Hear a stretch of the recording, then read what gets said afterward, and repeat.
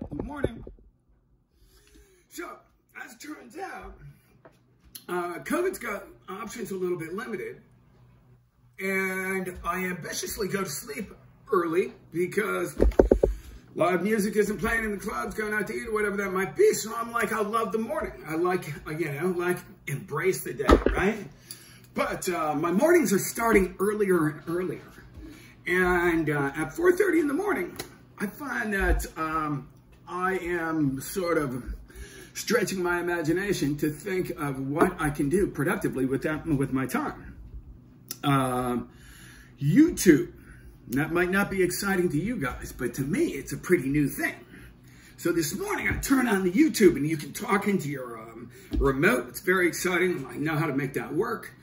And say things like surf or comedy. And this morning, I found this skit, stand-up routine by Jim Jeffries, who I think is a really funny guy, right? And I'm watching this, and I'm like, that guy's cool, and he's making me laugh. And instead of just sitting here and wondering what to do, I'm laughing, I'm engaged, it's a great morning. And naturally, I came to the conclusion that I want to be like him.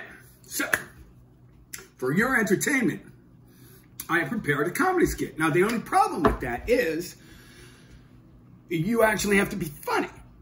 So, upon conclusion of, the sun started coming up at 6 in the morning, and I realized I've been writing down like little notes, and now how do you make that funny?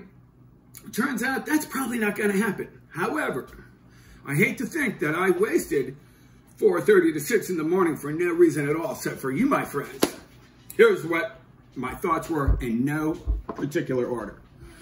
One of the things, I guess, case in point, is the internet. It's a good thing, to a point.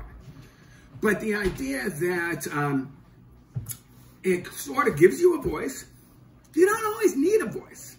I don't know, there's sort of like a little bit excessive, everybody's professing their great and profound opinion on, up to like very trivial things. Anyway, that is what it is. Let's see. I was thinking about, I don't know, must have been watching the news. I was in Nicaragua. And there's a guy named Manolo in Nicaragua happened to be schizophrenic. This was actually pretty unusual. It's not really funny. But he happened to be, I encountered him in Managua as I rolled into this town. And they had an outdoor church service going on. And I thought it was interesting. Stopped, paused. A little town called San Juan del Sur. And this guy comes running over with a cowboy hat on, and, sort of running from the church group. I'm assuming he's, a happy person. And he runs over and says, I lived in your country. I smoked too much crack. They put me in jail and sent me back here. And I was like, oh, well, welcome back to Nicaragua. And he then pointed to some people and said, they smoke crack and I will kill them. And I said, well, I'm fairly sure that God doesn't want you to do that, but thank you for your time. I'm going to move on. So later on that same trip, how did it come together? I guess it turns out Manolo's family owned the hotel that I moved into. At some point, I was rather concerned. This was a very inexpensive place. It was above a bar. There was like the swinging door saloon type doors into the bar. And it's really quaint little town. Beautiful, beautiful place. Long time ago, right? Creaking stairs take you up to the rooms where you sleep. Almost brothel style, I mean? It was kind of interesting, anyway. The discomfort of, this sort of slightly unhinged guy, I mean, they have a great mental health system, down there. Not that we do. But I'm listening for Manolo creeping around the hotel because he's a little unhinged. And I don't hear anything except for a slight tapping at my door at one point. I open the door, and there's Manolo with a machete. And he says,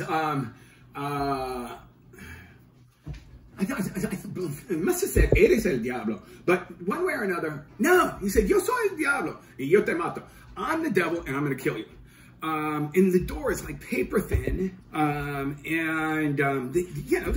guy's got a machete. It's uncomfortable, right?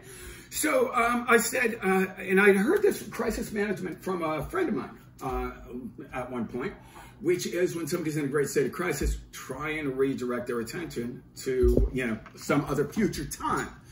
So I thought this was a good opportunity. And I said, Manolo, why don't we have breakfast and talk about that tomorrow? And I slowly, as to not excite him, shut my paper thin door and locked it with a little latch, which you could just push through with a sneeze.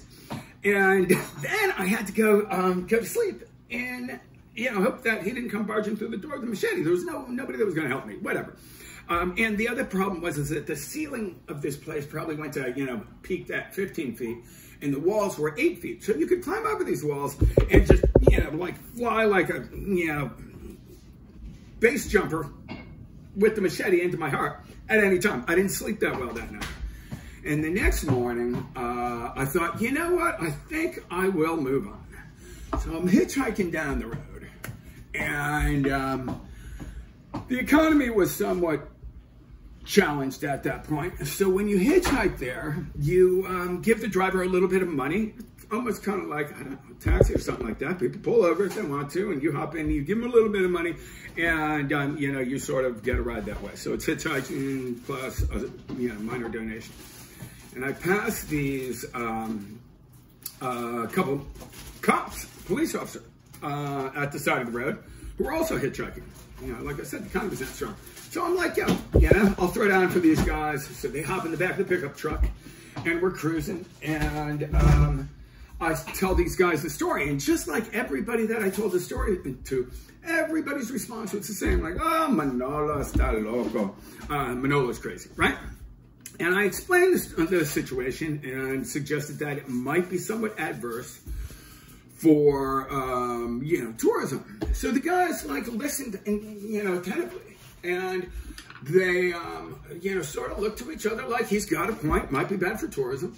And they looked at me and they said, well, maybe we should take care of that. I was like, it might be a good idea. And without missing a beat, they both calmly looked at their old worn out AK-47s. And I interrupted like, no, tell you what, I'm going to leave town. Let's not kill Manolo. We'll just move on.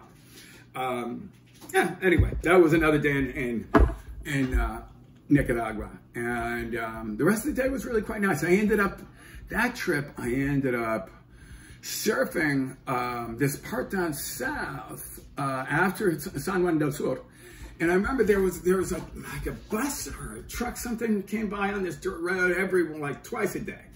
And at some point I was like, okay, if I want to go somewhere else and I have no destination, just me and my surfboard, my little bag, I would want to get on that vehicle that's coming right now. But I thought, you know what, screw it.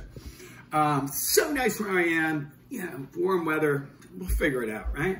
So I turn around, and as I turn around, perfect wave comes, and I dip into a little, really pristine, little tiny barrel. Don't let me exaggerate this, but the current of water that closed me into this wave, I could see through it to some degree and see the vehicle, whatever that was, bus or truck or something like that, for a very brief moment through the current of the water. And I thought, you know what? I think I'm making the right choices. And then later that day, I saw 3 little pigs. Believe it or not, that's the truth. 3 little pigs cruising around. It's just me and the pigs on an empty beach.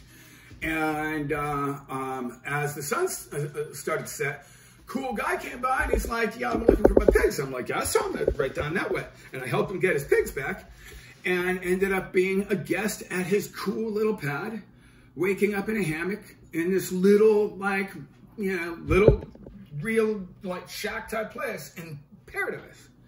It was interesting because, I grew up with, sort of grand ambitions to go and see the world, and I assumed that everybody else did.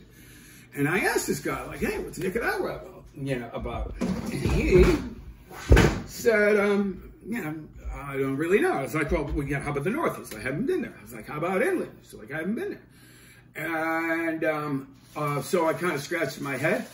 I said, don't you, want to, whatever. I didn't want to challenge him. Like, duh, why don't you, But he,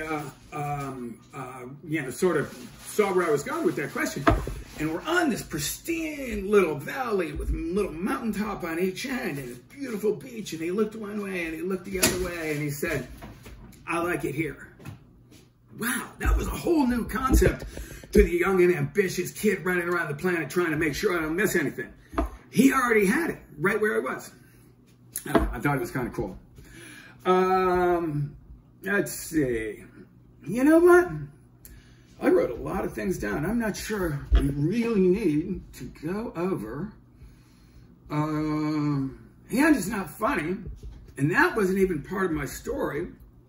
Maybe we should just call it at that. That's a wrap. Good morning. Enjoy your day.